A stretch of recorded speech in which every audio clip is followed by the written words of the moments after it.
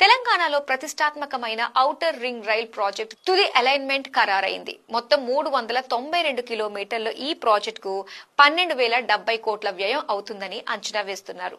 దక్షిణ మధ్య railway outer ring rail ప్రాజెక్టును 8 జిల్లాలు 14 మండలాల పరిధిలో చేపట్టేందుకు ప్రణాళికలు సిద్ధం చేయగా ఇందులో 26 కొత్త రైల్వే స్టేషన్లు ఉంటాయి.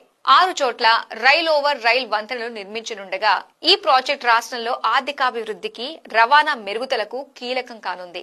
ఔటర్ రింగ్ రైల్ ప్రాజెక్టు ద్వారా హైదరాబాద్ శివారు ప్రాంతాలతో పాటు తెలంగాణలో రియల్ ఎస్టేట్ రంగం మరింత అభివృద్ధి చెందనుందని రియాలిటీ నిపుణులు అంచనా వేస్తున్నారు.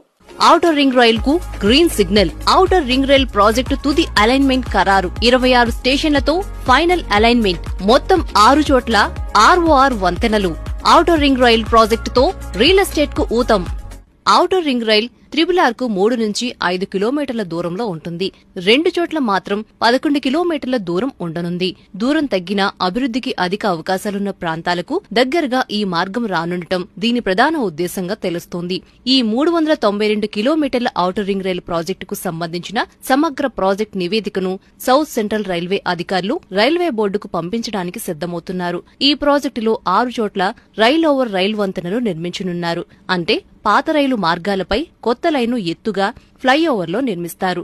ఈ రైల్ ఓవర్ రైల్ ప్రాంతాలుగా మాసాయిపేట, గుళ్లగూడ, బూర్గుల, వలిగుండ, వంగపల్లి, గజ్వేలను ప్రతిపాదించారు.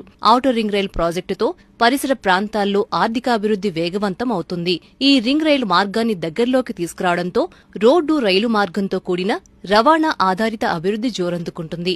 ఈ ప్రాజెక్టుతో రీజనల్ రింగ్ రోడ్డు నుంచి ఆయా రైల్వే స్టేషన్ల నుంచి నగరానికి బస్సులు, మెట్రో రైలు వంటి రవాణా సేవలతో మల్టీ మోడల్ కనెక్టివిటీ ఏర్పడుతుంది.